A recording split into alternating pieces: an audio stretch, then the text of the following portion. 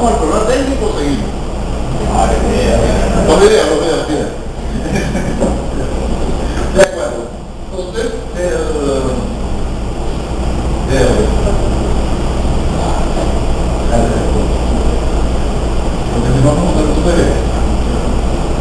bien, ¿de qué se trata un poco esto? Se trata de la idea del problema de entender qué es realmente la ciencia. Uno de los grandes problemas que tenemos los economistas y que vamos a ver a lo largo de esta presentación es que la economía se desarrolla desde finales del siglo XIX a lo largo de la primera mitad del siglo XX como un proceso, como un intento de imitación de la mecánica clásica.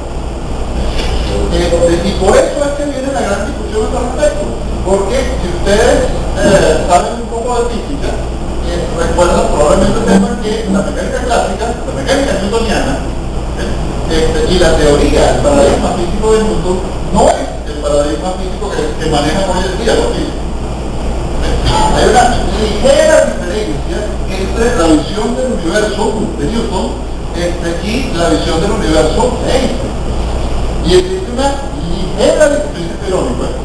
ligera diferencia entre la visión del universo de Einstein y la visión del universo de Heisenberg. Entonces, y los economistas que dicen que la economía para hacer una ciencia tiene que usar los modelos matemáticos precisos, todavía están imitando la física de Newton. O sea, no se han enterado de que existe el principio de la. Yo estoy comenzando a sospechar que tenemos un problema típico de la computación. Ok, escuchen esto.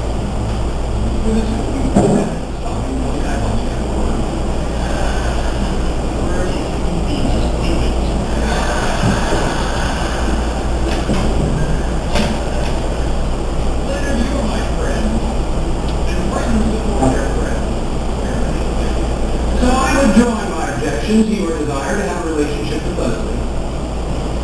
Thank you. I will graciously overlook the fact that she is an arrogant, subpar scientist who actually believes with quantum gravity that unites quantum mechanics with general relativity and the string theory. We can have fun. Hang on a second. Loop quantum gravity clearly offers more testable predictions than string theory. I'm listening. Amuse me. Okay, well, for one thing, we expect quantized space-time to manifest itself as minute differences in the speed of light for different colors. Balderdash. Matter clearly consists of tiny strings. Are you the one who talked to me like that?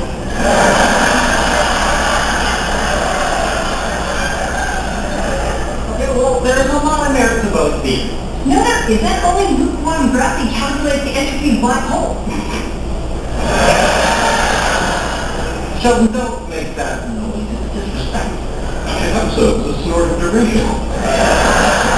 You agree with me, right? Loop quantum gravity is the future of physics. Sorry, Leslie. I guess I prefer my space stringy, not loopy. Oh, I'm glad I found out the truth about you before this went any further. Truth? What truth? We're talking about untested hypotheses. Look, it's no big deal. Oh, is this really? Tell me, Leonard, how will we raise the children? I guess we wait until they're old enough and let them choose their own theory. You can't let them choose what are their children. Wait, where are you going? I'm sorry. I could have accepted our kids being genetically unable to eat ice cream or ever get a good view of a parade. But this is a deal breaker.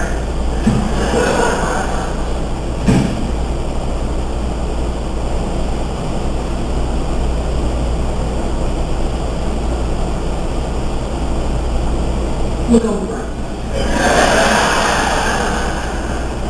What's the bright side? Only 9 more months to Comic-Con. Oh, yeah?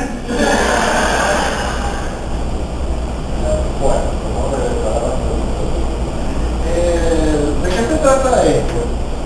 Hay una aplicación posible. Una aplicación interesante es que esto es simplemente un chiste gracioso. Pero es que el problema es que es gracioso porque es verdad. O sea, si no fuera verdad no sería gracioso. O sea, si no hubiera un trasfondo, la realidad del asunto no tendría, no nos haría ninguna gracia. La gracia es que en la física existen paradigmas Y Kuhn nos define los paradigmas como un conjunto de soluciones que los científicos encuentran a problemas que les parecen relevantes. Pero eso no significa que las soluciones de un paradigma tengan todas las respuestas ni que respondan correctamente a todos los problemas de la ciencia. Entonces, en efecto, aunque no lo llamemos escuelas, el mismo problema que existe en las ciencias sociales, existe en la física, existe en la química, existe en toda la ciencia. Tenemos diferentes paradigmas, y estos paradigmas son paradigmas enfrentados al conocimiento científico que van siendo sustituidos, incorporados unos por otros. No es cierto que hay un solo conocimiento científico en ninguna ciencia, porque la ciencia es un proceso abierto, que es definida fundamentalmente ni siquiera por un método, sino simplemente por ser un proceso de duda sistemática, en el cual la única certeza que tenemos es que no tenemos certeza. Siempre creemos que el conocimiento científico que tenemos es el mejor disponible en este momento hasta que encontremos otra explicación mejor, hasta que un paradigma derrote al paradigma en boga. Y por supuesto, el otro elemento que es importante considerar es que yo sé que podemos ponerlo en duda, pero los científicos son seres humanos. Los físicos son seres humanos. Incluso hasta el doctor Sheldon Cooper es un ser humano. Entonces, pero es un ser humano. Por lo menos el actor sí, el personaje todavía habría que definirlo. Pero el problema fundamental es que como seres humanos se aferran a cosas. ¿Por qué hay un enfrentamiento entre paradigmas? Porque no es verdad que los científicos se ponen felices cuando aparece un nuevo descubrimiento. Cuando aparece un nuevo descubrimiento, los científicos, sobre todo los que están establecidos y reconocidos, se ponen muy infelices, porque está poniendo en duda aquello en lo cual se basa todo su esfuerzo y toda su carrera. Si mañana el paradigma judíaco fuera reconocido como lo más avanzado en economía, la inmensa mayoría de los economistas del mundo se estarían a llorar, probablemente algunos hasta se suicidarían, porque tendrían que volver a estudiar todo desde el principio. Eso es lo que pasa con los paradigmas. Entonces hablemos del paradigma austríaco, hablemos de lo que es la escuela austríaca. Lo que distingue a la escuela austríaca y ahora hay que funcionar de forma inmortal es precisamente el hecho de haber desarrollado una teoría de la acción económica y no de la no acción con el equilibrio económico. Esto lo dijo Ludwig von Mises en 1978. ¿Por qué esto es importante? Porque todos los grandes modelos matemáticos de la economía neoclásica, de la economía keynesiana, de la economía neokeynesiana, de los nuevos clásicos, de todas las escuelas y paradigmas del pensamiento económico actual, están basados en el viejo y famoso principio de Leon Walras del equilibrio económico. Y aunque le pongamos sus numeritos abajo, T1, T2, T3, T4, T5, T6, y usemos modelos estocásticos, siguen siendo modelos de equilibrio. Porque ustedes comprenden la diferencia entre que yo coloque una foto aquí, una foto aquí, una foto aquí y una foto aquí, y que yo pase la película. Bueno, la película es un montón de fotos fijas que estamos representando de una forma que nos permite simular el movimiento. Pero la matemática todavía no ha desarrollado el cinematógrafo. O sea, no tenemos modelos matemáticos dinámicos. Eso no existe todavía. Un modelo estocástico no es un modelo matemático dinámico. Es una representación de fotos fijas. Foto 1, foto 2, foto 3, foto 4, el movimiento usted se lo tiene que imaginar. Por eso, explica Mises que lo que ha preocupado a los austríacos desde Menger es desarrollar o investigar el proceso dinámico de la economía y no la teoría de un posible equilibrio que sería una foto fija de un determinado momento. Entonces, la escuela austríaca de economía se inicia en el año de 1871 con la publicación del libro Principios de Economía Política de Karl Menger, pero tiene antecedentes, y son antecedentes muy importantes, porque el otro gran mito que ustedes suelen escuchar en economía es que la economía científica, la economía como ciencia, se inicia a partir de la publicación de un libro llamado Tratado sobre la naturaleza y causa de la riqueza de las naciones. Este fue su primer título en español. En inglés se llama Una investigación sobre la naturaleza y causa de la riqueza de las naciones. Y eso es cierto. El primer libro de economía científica ampliamente conocido, y el profesor Lahoud, que dicta historia del pensamiento económico, entre otras muchas cosas, pero en el programa Bacta de historia del pensamiento económico, nos dirá que en realidad hay autores anteriores al que yo voy a citar. Pero el primer autor conocido que escribe realmente un tratado de economía científico ampliamente conocido y reconocido es San Isidoro de Sevilla. Y eso es en 1200, es en el siglo XI. Y el método de investigación lo podemos clasificar como un método fundamentalmente científico. O sea, la forma de investigar el problema de los mercados, de aproximarse a lo que son los procesos de los mercados de San Isidoro de Sevilla, ya es un tipo de investigación o de especulación que tiene carácter científico. Vaya, no es el método científico del siglo XX, por supuesto. Y hay cosas anteriores a San Isidoro, ¿verdad?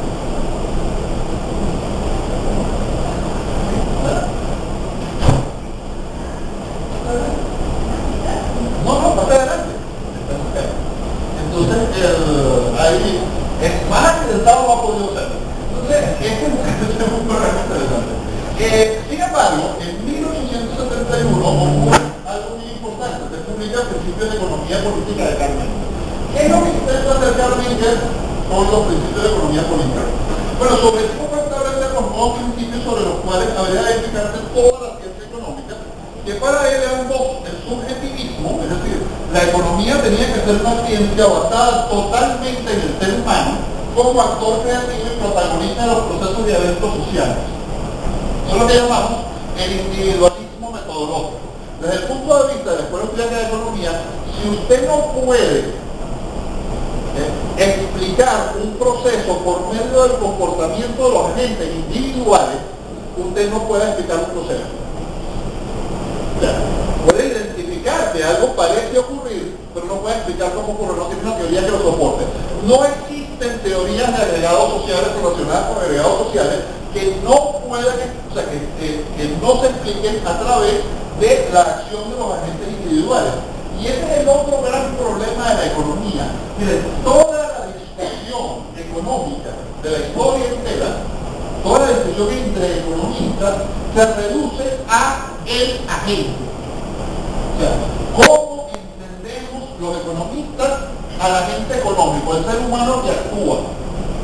Cada economista que ustedes vean va a tener una antropología diferente de su agente. Cada escuela económica que ustedes vean va a tener una antropología económica diferente de su agente, y de esa antropología se deriva todo lo demás.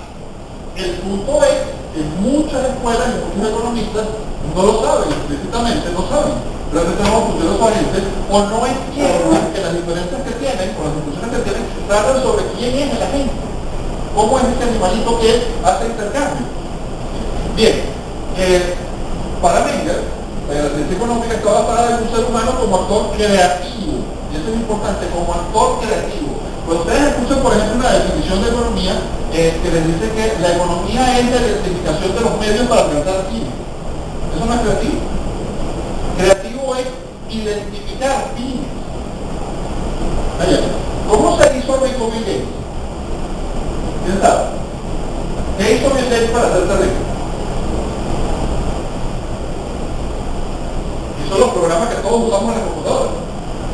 Pero ¿qué hizo realmente Bill Gates para hacerse rico? Algo increíblemente simple. Le vendió un programa de computación a la fábrica más grande de computadoras que iba a introducir la computadora personal en el mundo. Eso fue todo lo que hizo. Y este programa era nada más y nada menos que el sistema operativo. Pero lo divertido del asunto es que el señor Gates y Microsoft no habían diseñado un sistema operativo. Compraron un sistema operativo de un tercero y se lo vendieron y se lo vendieron a IBM. ¿Y por qué menciono IBM? Porque los que tenían el sistema operativo no sabían que IBM quería comprar eso, y además no hubieran aceptado el trato que les estaba ofreciendo IBM. Bill en teoría compró el sistema operativo por más dinero del que lo vendió. Parece que hubiera estado trabajando a pérdida. Pero la diferencia fue que el señor Gates compró el programa por dinero, por una cantidad, y lo vendió por derechos de copia. Es decir, cada programa, cada computadora que vendía IBM le iba a pagar unos céntimos a Microsoft. IBM calculaba que en el mundo entero se iban a vender unos 120.000 computadoras personales. ¿Qué es el tamaño total del mercado? Porque eso decía en sus estudios econométricos. Fue bastante preciso el cálculo, ¿no? Si esto es el computador personal que está todo el tamaño. Les podría contar otra historia muy interesante, pero me convertiría esto en una discusión acerca de mercadeo. El otro elemento, claro, nosotros opinamos fundamental sobre de la escuela austríaca es el evolucionismo. Desde Menger sustentamos la ciencia económica sobre una teoría formal del surgimiento espontáneo y evolución por selección adaptativa de las instituciones sociales, económicas, jurídicas y lingüísticas, entendidas como esquemas pautados a comportamientos que estoy diciendo. Estoy diciendo que todo lo que hace funcionar la sociedad desde el lenguaje físico surge y evoluciona por selección adaptativa. Es decir, que no es producto de una voluntad consciente de ningún individuo, de ningún agente económico. Y por lo tanto, si vamos a hablar de proceso, se trata de un proceso intersubjetivo, entre sujetos. Ustedes no se pueden imaginar a un pitecantrópolis que un día llegó, se reunió con sus colegas y amigos, y le dijo: muchachos, tú voy a liderazgo que hay. Acabo de inventar el lenguaje. De ahora en adelante, vamos a expresar todo mediante palabras, vamos a organizar las palabras en oraciones con una gramática y una serie de... ¿Y qué fue lo que dijeron los demás pitecantrópolis? Porque no entendieron nada. Eso es imposible, no puede haber sucedido así. En un sistema progresivo de adaptación en el cual alguien hace algo, ese algo funciona y otros lo copian. Y es un punto muy importante porque no hay diferencias radicales para la comprensión del proceso del orden espontáneo entre la evolución biológica y la evolución social.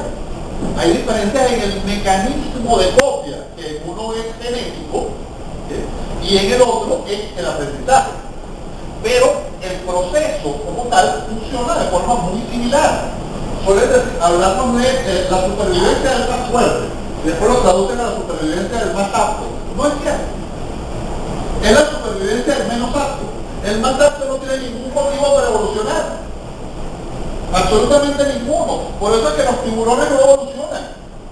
Son perfectos. Por eso es que los cocodrilos no evolucionan, son perfectos. Sobrevivieron a los dinosaurios, vamos. Y aquí están, son absolutamente perfectos. El día que haya un cambio en el entorno suficientemente brusco, desaparecerán porque no van a poder adaptarse. ¿Quiénes se adaptan? Los mejor adaptados son los peor adaptados, los que necesitan introducir cambios o que un cambio en el entorno accidental los favorezca. Es decir, es la supervivencia de los menos aptos. Todo proceso de adaptación parte de los márgenes de los menos adaptados. Eso es muy importante nunca olvidarlo en los procesos biológicos o sociales, y eso es algo que en economía tiene gigantesca importancia. El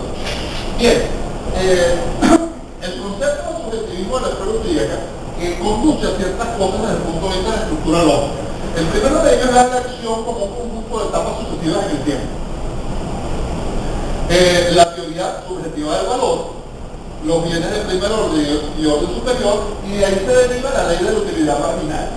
¿Por qué es importante eso? Porque, por ejemplo, ustedes escuchan decir que William Stanley Jevons, Walras y Menger descubrieron de forma independiente, más o menos al mismo tiempo, la teoría de la utilidad marginal.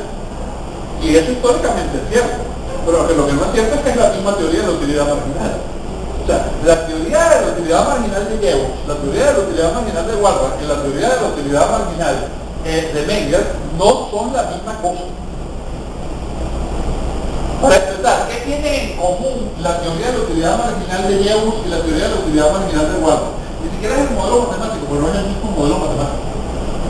Lo que tienen en común es que la construcción que ambos hacen de la economía podría seguir funcionando si retiramos la utilidad marginal del sistema. Es decir, la economía walrasiana no tiene la utilidad marginal como algo absolutamente necesario. El sistema de equilibrio seguiría siendo un sistema de equilibrio si no existiera la utilidad marginal. Funcionaría de otra forma, pero seguiría existiendo. Ahora, la economía de Menger no existiría sin utilidad marginal. ¿Por qué? Porque la utilidad marginal de Menger se reduce ontológicamente a la naturaleza de la gente. Debido a que la gente es subjetivo individual, únicamente puede pensar, operar e intercambiar en el margen, no hay otra forma de hacerlo. imposible que ocurra de otra forma, porque así es como es la naturaleza de la gente. No es así cuando la gente es reducido a algo que vamos a ver dentro de un momento. Se desarrolla la escuela austríaca a partir de una polémica o un debate sobre el método. La escuela austríaca se ha desarrollado mediante una serie de guerras y discusiones académicas. La primera de ellas se llamó el debate sobre el método, que ustedes pretenden que yo pronuncie eso en alemán que están sonando. ¿Cómo las instituciones que sirven al bien común y son tan importantes para su desarrollo pueden formarse sin una voluntad común las personas tendentes a constituirlas? Ayer hablaba el profesor Ernesto Rombosa del bien común y nos decía que la sociedad tiende al bien común y lo definimos. Y entonces encontrábamos que el bien común no es producto de la voluntad de una persona o del proyecto de alguien, sino del conjunto de condiciones hacia las cuales tiende naturalmente la sociedad si hay un marco de reglas, de normas apropiadas. ¿Y cómo surge ese marco de reglas o de normas apropiadas, José Menger? Por competencia evolutiva. Porque las sociedades en las cuales emerge un mejor sistema de normas o de reglas tendentes al bien común prosperan más que aquellas sociedades que tienen un peor sistema de reglas. Y obviamente aquellas sociedades que prosperan más tienden a sobrepasar a las otras por las buenas o por las malas. Pero desde el punto de vista cultural, ¿algunos de ustedes tienen algo escrito en su ropa? ¿Sí? No, pero en la ropa, sí que se vea. ¿Sí? ¿En qué idioma está? ¿Ah? En inglés. ¿En qué idioma hablamos nosotros? En Venezuela, español. ¿Por qué estará escrito en inglés y no en español? Porque ¿cuál es la cultura dominante en el mundo hoy en día? Pero no hace falta decirlo. Si estuviéramos en el siglo XVI y estuviera de moda ponerle cosas escritas a la ropa, hubiera estado escrito en español. Pero como estamos en el siglo XXI, está escrito en inglés. Las culturas tienden a ser imitadas. Y esa es la forma pacífica en que las normas, las instituciones sociales se trasladan de una cultura a otra. La otra forma es que las culturas, los conjuntos institucionales más exitosos, en caso de conflicto violento, tienden a derrotar a las menos exitosas. Es bastante claro que si hay una cultura que se va a enfrentar a otra en una guerra y una usa lanza y la otra usa fusiles de asalto y ametralladora, pues la probabilidad de los resultados son bastante claras. En lo que llamamos la conquista de América hubo un ejemplo excelente de eso. Llegaron unos señores que peleaban con espadas y armaduras de acero, arcabuces de pólvora, perros de guerra, caballos y sistemas de asalto. Nosotros peleábamos con macanas. No habían descubierto, estaba en la edad de piedra. Una edad de piedra muy avanzada, con gran civilización, pero en la edad de piedra no conocían metales suficientemente complejos para poder hacer un arma de metal. Y bueno, por supuesto el resultado fue el que fue. Era difícil que fuera de otra forma. Así las cosas, ¿qué es lo que dice Menger? Menger nos dice que inicia una polémica con lo que se llama la escuela histórica alemana en economía. La escuela histórica alemana en economía dice una cosa que si yo la digo de la forma en que yo lo decía va a sonar ridícula, pero resulta que lo siguen diciendo unos economistas en una escuela de economía actual, solamente que de una forma un poco más sutil. Y es que a cada circunstancia social corresponde una teoría económica. Hay una teoría económica para Venezuela, una teoría económica para los Estados Unidos, una teoría económica para Alemania, una teoría económica para Europa, una teoría económica para Cuba, y bueno, si sigo así, pues hay una teoría económica para Caracas y otra para Valencia, una para Baruta y otra para Libertador, una para el edificio de enfrente y otra para el de al lado, una para mi casa y otra. ¿Qué es lo que decía Menger? Eso es totalmente ridículo. La teoría tiene que ser universal si explica fenómenos humanos. Lo que puede haber son aplicaciones particulares a las circunstancias. O sea, hay una teoría universal que explica los fenómenos económicos y esa teoría universal se aplica a circunstancias particulares y tiene un carácter explicativo. Y eso es lo que decía Menger y lo que defendía Menger contra los miembros de la escuela histórica que defendieron contra. Es muy interesante porque el historicismo en economía tiene muchas variantes. Y el historicismo de la escuela histórica alemana renace, por ejemplo, en el institucionalismo americano, como enseñó una vez el profesor Laud. Pero es que además, Smoller no es el único historicista en economía. Uno de los más importantes historicistas existe en la economía es Karl Marx. Como ustedes saben, todavía hay economistas marxistas. Bueno, siempre y cuando lo que ella ha dicho yo no sea un oxímoron, es una contradicción en términos que se llega a sí misma, economistas marxistas. No sé. Pero en todo caso, el punto es que hay que reconocer que hay dos sentidos en el término histórico. Hay un sentido en el término que usa, por ejemplo, en el derecho, Savigny, uno de los grandes teóricos del derecho, que dice que las instituciones surgen de la realidad social. Savigny dice, por ejemplo, que el derecho surge de la costumbre. Las costumbres que las personas están dispuestas a obedecer, las reglas que voluntariamente las personas intersubjetivamente aceptan son el derecho. Y una regla impuesta desde afuera, que no está respaldada por la costumbre social, no es ley, por mucho que la decrete. Eso es lo que dice a grandes rasgos Savigny. Lo que nos dice Miguel sí, eso es cierto, y también es cierto en economía. Es decir, antes de que surgiera un medio de intercambio indirecto de la propia conducta social de los individuos, no había dinero y por lo tanto no podía haber teoría monetaria. Podía haber. Alguien podía imaginarse teóricamente un medio de intercambio indirecto, aunque no hubiera surgido. Sin embargo, era poco probable que se hiciera. Surge el dinero como medio de intercambio indirecto.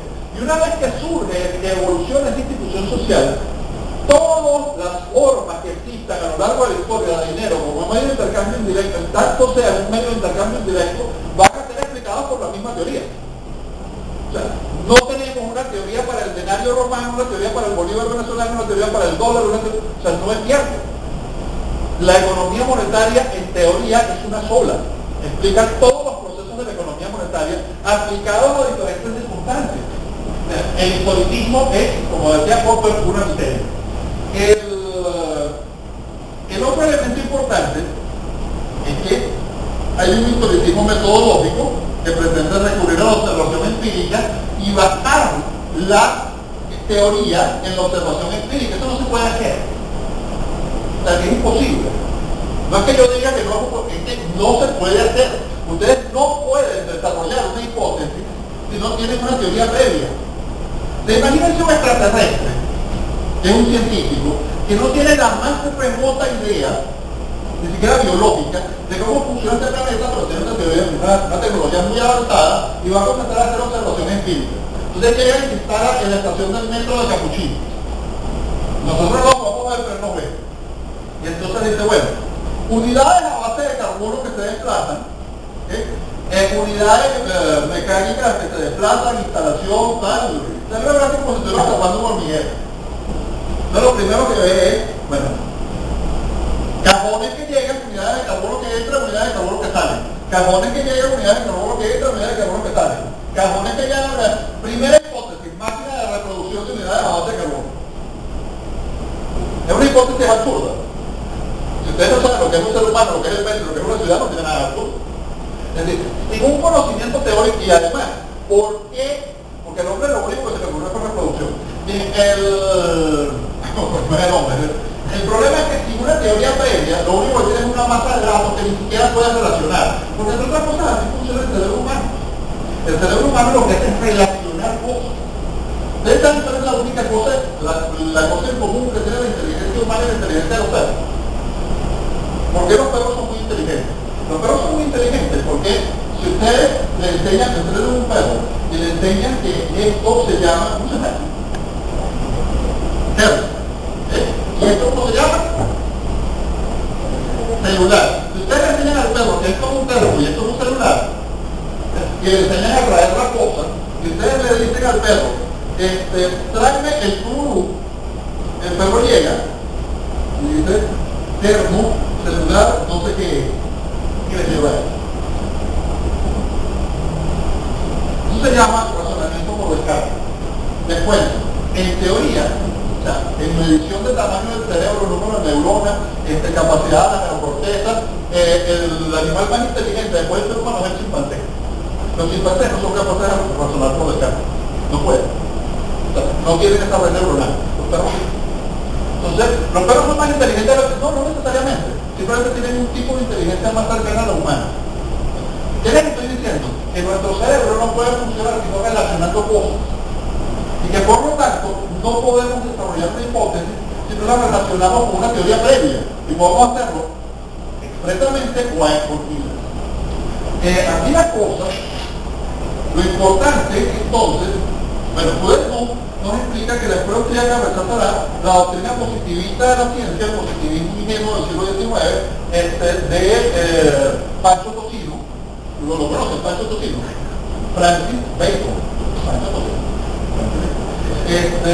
Augusto Comte, yo me puedo decir, el papel del saber racionalista en los asuntos humanos. El papel del saber racionalista en los asuntos humanos. Es decir, el hombre no es solamente razón. Ese agente de la economía austríaca no es exclusivamente racional.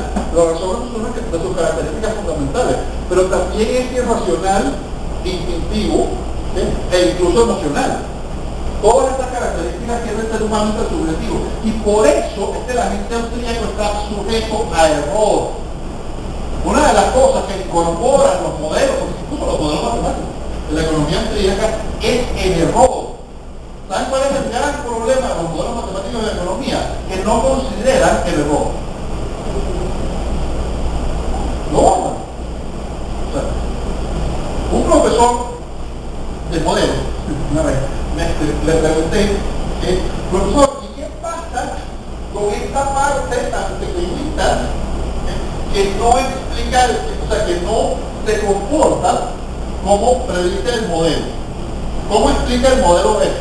Y él me respondió, hace muchos años, si no se comporta como predice el modelo por definición no la explica. ¿Qué significa eso? Que esos son los límites del modelo, cualquier modelo. O sea, si hay algo que existe, si hay un resultado posible y verificable, por muy minoritario, por muy insignificantemente estadístico que sea, el modelo no lo incorpora, no lo explica, el modelo no incorpora eso. Bien, el papel del saber racionalista en los asuntos humanos, la pretensión de derivar conocimiento teórico de la historia, Roger, Tillerman, Moller, mucho más, el pragmatismo como explicación del origen de las instituciones sociales.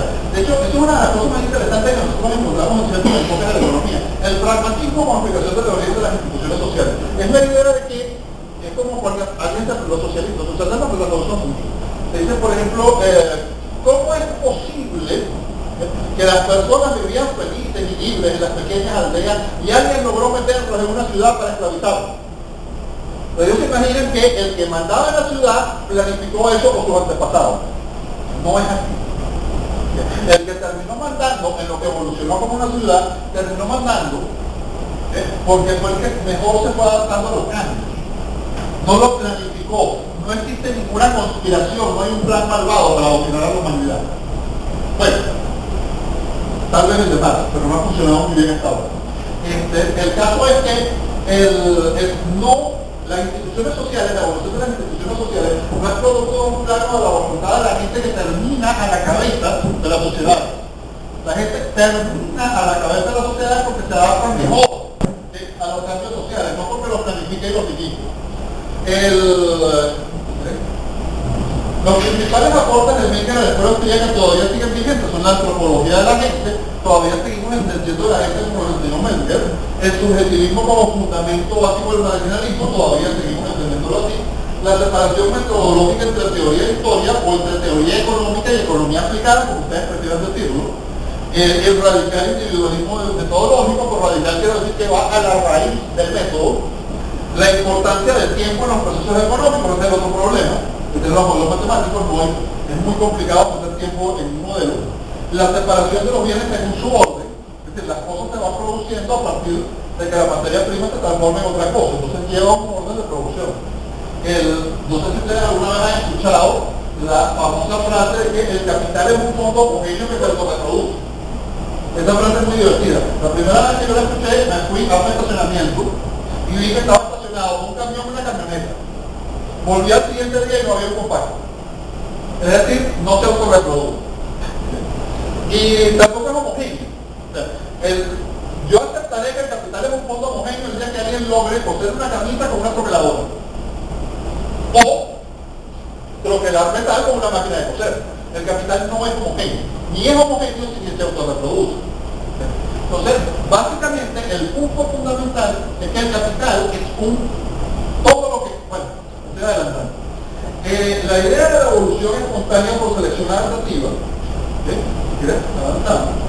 según uno de los grandes economistas, Eugene von Bauer. ¿Qué agrega von Bauer a la teoría austríaca? Pues por lo primero que agrega es la teoría austríaca del capital y el interés. Articuló la teoría de los bienes de Menger en una teoría del capital como una estructura de equilibrio dinámico, diacrónico y sincrónico. O sea, lo que dijo von Bauer fue, ok, los bienes de primer orden, los bienes de orden superior, las lejanas materias primas de lo que producimos ahora, es decir, la sartén que yo uso para freír un huevo frito y el metal que hace 7 años alguien sacó de la tierra para terminar 7 años después produciendo esa sartén, mantienen un equilibrio dinámico en el momento y a lo largo de los 7 años. Y aquí es la única forma de estudiar la estructura del capital. El desarrollo de la teoría del interés basada en la preferencia temporal, que creo que no necesito explicar. Entonces, normalmente todos los seres humanos parecemos estar claros en que preferimos los bienes presentes a los bienes futuros. O sea, si yo les digo, ¿qué quieren ustedes? ¿Un chocolate ahora?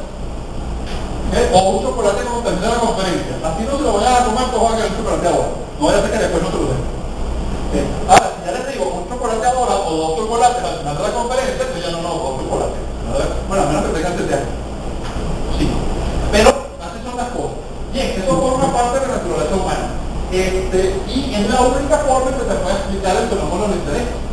El interés es el valor de posponer las cosas en el tiempo. Refutó las teorías marxistas del valor trabajo, la plusvalía, la explotación, la concentración y centralización del capital. Y bueno, si después de refutar la teoría del valor trabajo, la teoría de la plusvalía, la teoría de la explotación y la teoría de la concentración y centralización del capital, que era algo de la economía marxista, a mí me parece que sí que fue. Porque parece que no quedó mal. Y viene después Ludwig von Mises, uno de los más grandes investigadores de la historia griega. En 1912, Ludwig von Mises publica la teoría del dinero y el crédito y reconstruye totalmente la teoría monetaria a la luz del subjetivismo, solucionando el problema de la aplicación del valor marginal al dinero. El más grande problema que tenía desde Menger, Warner, todos, la economía marginal, era que no había forma de aplicar el valor marginal al dinero. Y el único economista que logró de verdad solucionar el problema fue Mises. Mises logró crear una teoría monetaria marginal, en donde el dinero tiene valor marginal explicable. En 1922 probó la imposibilidad del cálculo económico en una economía socialista y estableció inherentemente a esta prueba teórica la inviabilidad del socialismo como sistema económico a largo plazo. Si ustedes creen en las comprobaciones empíricas, en 1922 Mises dijo que el socialismo como sistema económico es inviable a largo plazo porque hace imposible el cálculo económico porque carece de precio. Y en 1989 se pasó a la economía socialista más grande del mundo, la Unión Soviética. Colapsó porque no podía seguir funcionando, porque no tenía precio. Hay un viejo chiste que decían algunos socialistas desilusionados que se habían dado cuenta de dónde estaba el problema, que era que un día la Unión Soviética iba a conquistar todo el mundo, que iba a reunir a todos los países y les iba a informar que a partir de ahora todos iban a ser socialistas excepto Nueva Zelanda. Y Nueva Zelanda no iba a ser socialista, iba a ser capitalista porque de algún sitio iba a sacar los precios para el plan. O sea, ¿de dónde salían los precios para los planes quinquenales del mercado internacional?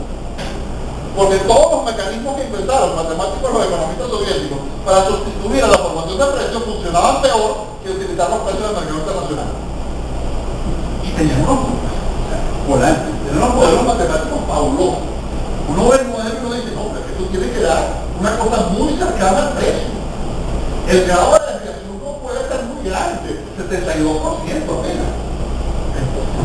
Bien, y eso es teoría.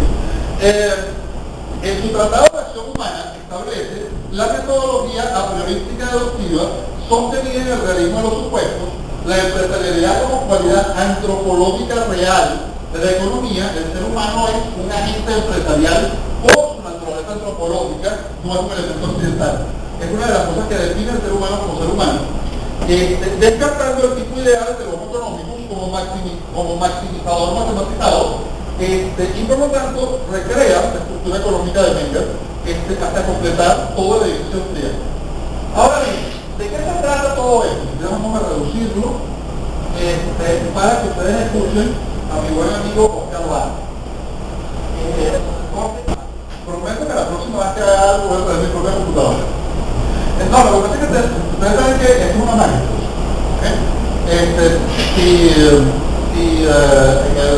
Si Macintosh fabricara automóviles, sería muchísimo mejor que todos los demás automóviles, pero necesitaría su propia autopista.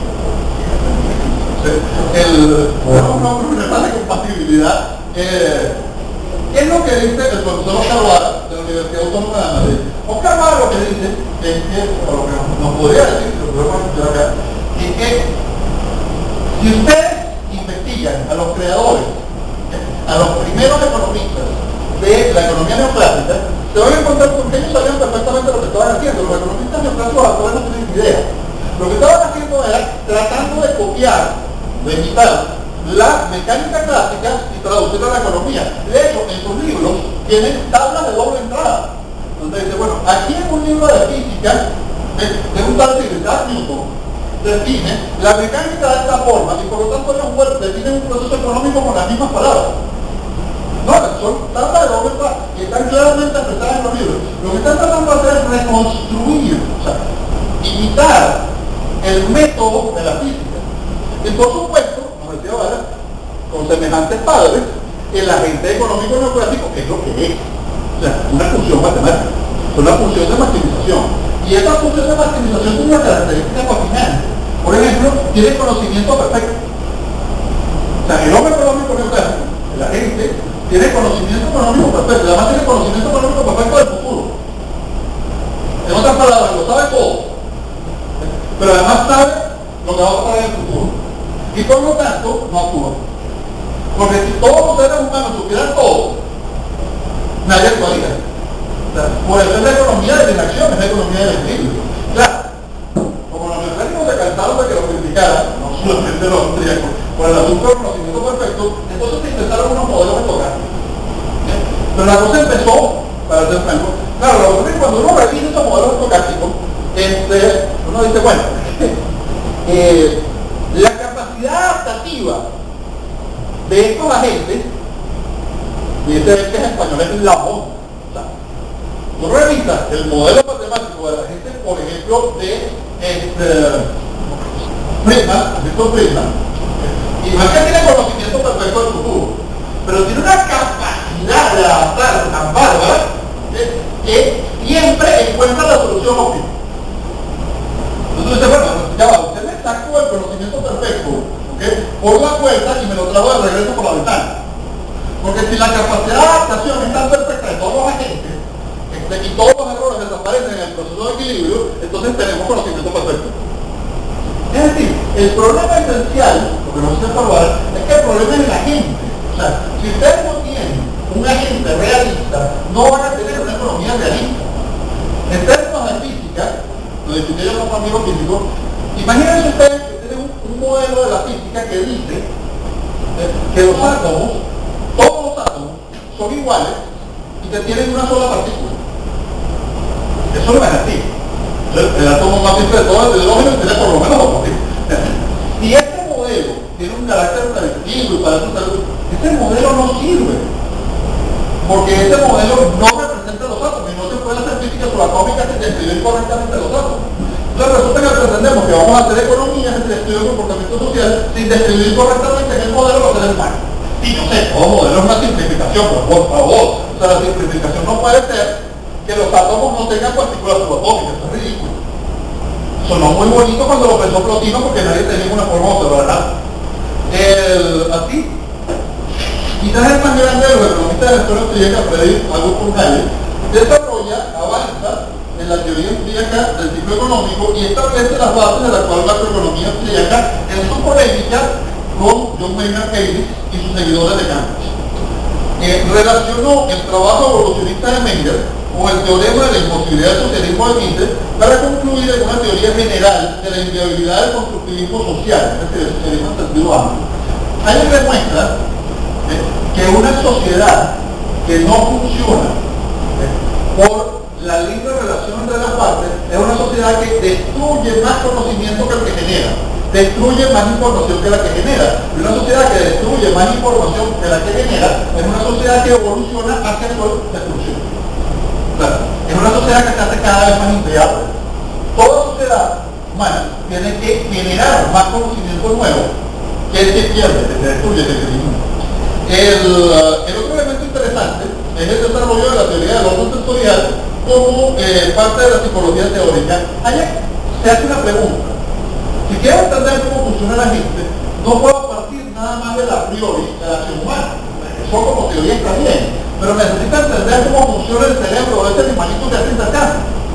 Entonces dice, bueno, a partir de los mejores conocimientos empíricos que tenemos hoy en día en la psicología teórica, voy a aplicar el mismo método a priorístico deductivo con hipótesis auxiliares que utilizo la economía y voy a desarrollar los austríacos conocemos un modelo del cual es una relación entre la máquina neuronal, el cerebro y la mente, que incluso introspectivamente, tengo datos acerca de cómo funciona y la psicología teórica tiene datos acerca de cómo funciona.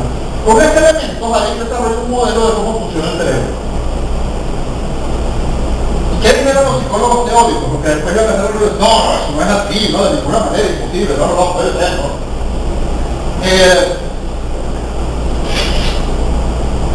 No va a funcionar. Pero 50 años después nos dice uno de los neurocientíficos más importantes de la actualidad, el doctor Joaquín Fuster, profesor de psiquiatría y ciencia de la bioconducta, neuropsiquiatría del Instituto de Investigación del Cerebro de la Universidad de California en Los Ángeles, uno de los neurocientíficos más reconocidos de la actualidad. Y eso que es español, tiene que ser todavía más español, para lograr superar el prejuicio anglosajón. ¿Qué nos dice? Nos dice 50 años después, la neurociencia experimental con los equipos que nos permiten ver tridimensionalmente el cerebro en funcionamiento alcanzó a Hayek. Sí, el cerebro funcionaba exactamente como dijo Hayek en el orden sensorial. Y ellos todavía están, los que lo admiten, y hay los que no lo pueden admitir, están en la fase de la negación del proceso del duelo. 50 años atrás un economista se nos da. Pero ¿qué pasa? Los que lo admiten todavía están asombrados, porque no pueden entender de dónde salió eso. Eso salió de un método. Es el mismo método que usamos en economía aplicado a otra ciencia, que en el fondo también es una ciencia social, porque la psicología también es una ciencia social. Aquí las cosas, si creen los datos empíricos, el caso del orden sensorial probablemente sea una prueba empírica bastante fuerte, o como dirían, un indicio muy sólido. La concesión del premio Nobel, en realidad no existe el premio Nobel de Economía, eso no es cierto. Existe el premio Riksbank en memoria de Alfred Nobel. Alfred Nobel no estableció un premio ni a la matemática ni a la economía.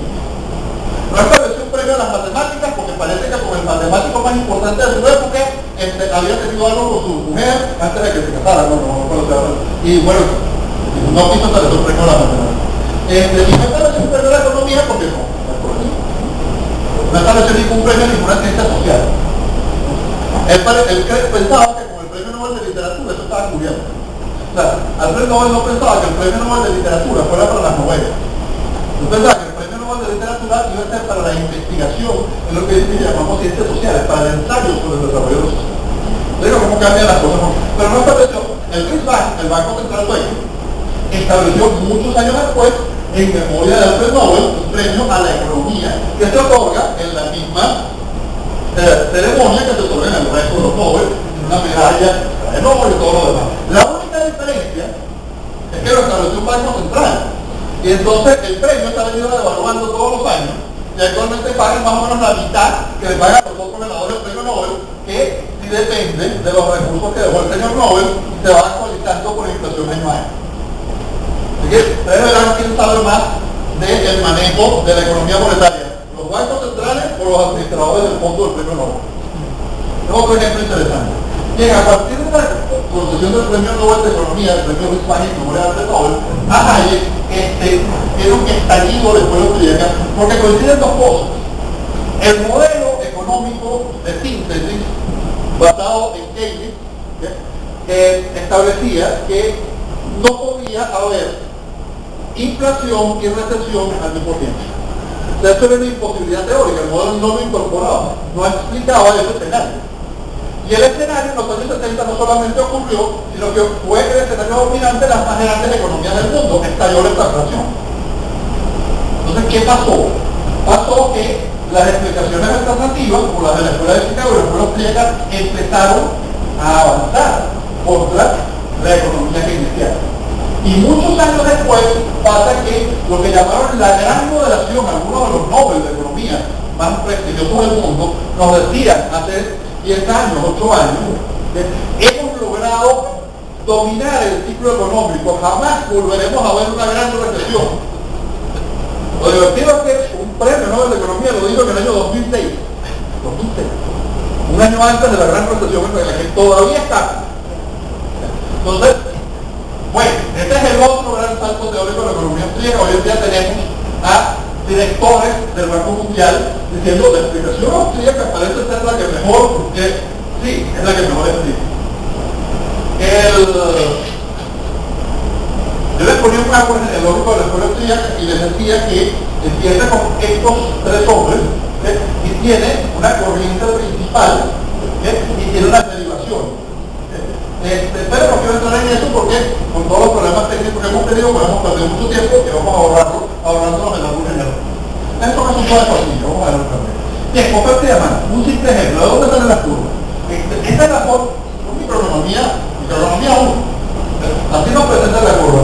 Yo hice un experimento una vez, hice una encuesta con varios amigos profesores entre estudiantes de economía de diferentes universidades y les preguntábamos ¿qué son estos puntos? Los puntos que forman esta curva, estas famosas piedras de Marshall, ¿qué rayos son? Y todos decían que son precios. A veces sí, pero ¿de dónde salen esos precios? O sea, ¿qué son? Bueno, la oferta, no. Cada uno de los puntos, ¿de dónde salen? Son precios. Sí, pero ¿de dónde salen? Sí, exacto. Pero el 80% no lograba responder eso. El 80% decía, la curva sale de una derivada, pero no sabía de dónde sale. Sale de la mente de las personas. Entonces, ¿cuál es el problema? Tampoco. No vamos a escuchar la explicación de vuelta de Soto, que hubiera sido realmente muy divertida. Se van a tener que conformar conmigo, ¿de qué se trata? De algo que le explicaba a Menger. ¿Qué significa que el precio se produce en el cruce de las parejas marginales?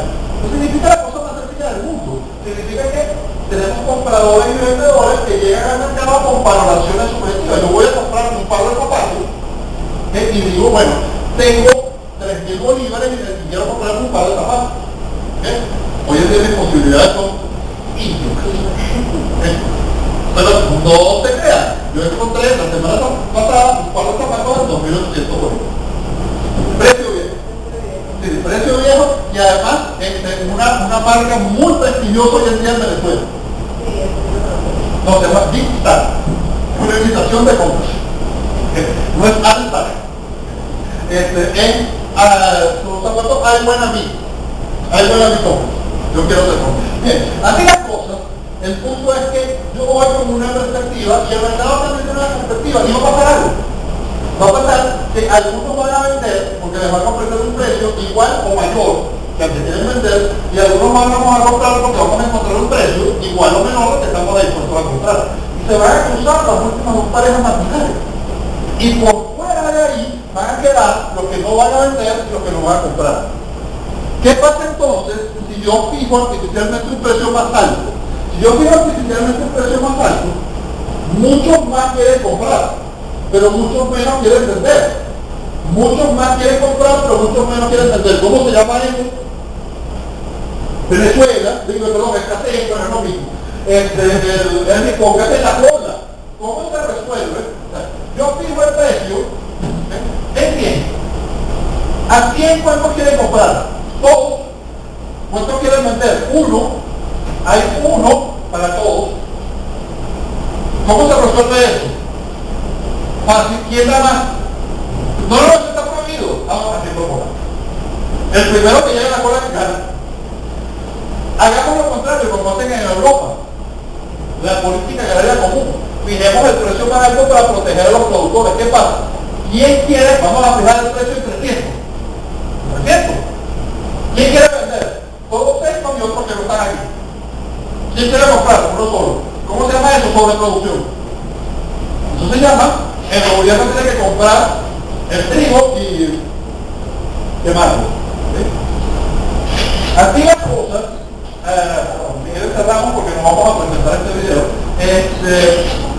Aquí las cosas, la esencia del asunto es que la escuela austríaca es un paradigma, un programa de investigación, una teoría de conocimiento que se basa en el individualismo metodológico y que se sostiene en una teoría del capital que explica realmente lo que es el capital.